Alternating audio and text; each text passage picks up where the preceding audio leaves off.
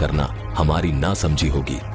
दर्शकों, एक जादूगर अपनी कलाकारी से आपको सोचने पर विवश कर सकता है, तो सोचिए जिस परमात्मा ने इस सृष्टि को बनाया है उसको समझने के लिए कितने विवेक की जरूरत है।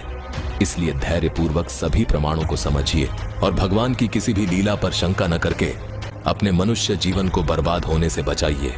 सूक्ष्म वेद में लिखा है कि लख 84 साज बनाया, भगली गरकूं भगल उपाया, उपजई बिनसई आवें जाही, मूल बीज कूं संसा नाही।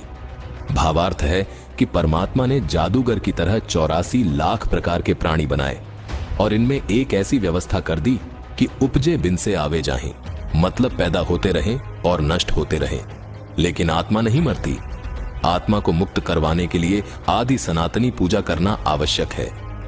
जन्म मृत्यु की व्यवस्था केवल काल लोक में है, जिसका व्यवस्थापक काल निरंजन है। काल निरंजन और इसके लोक की सभी वस्तुएं अस्थायी हैं, क्योंकि ये 5 तत्व से बनी हैं। स्थायी यानी अमर परमात्मा और उसके द्वारा बनाए गए अमर लोक यानी जिस लोक की वस्तु कभी नष्ट नहीं होती। उसकी जानकारी आपको इसी एपिसोड में जानने को मिलेगी।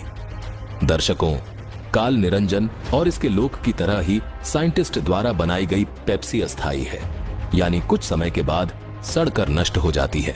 आध्यात्म का ज्ञान परमात्मा देता है जो सत्य होता है। आध्यात्म का उपयोग केवल मोक्ष प्राप्ति के लिए करना होता है। ये सिद्ध शक्तियां तो अध्यात्म में स्वतः प्राप्त हो जाती हैं।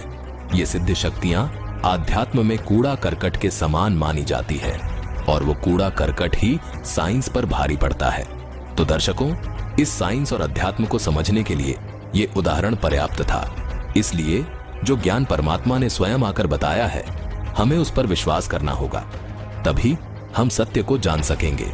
अब सुनिए संत रामपाल जी महाराज के द्वारा कि पूर्ण परमात्मा यानी सबसे बड़े जादूगर ने किस प्रकार सृष्टि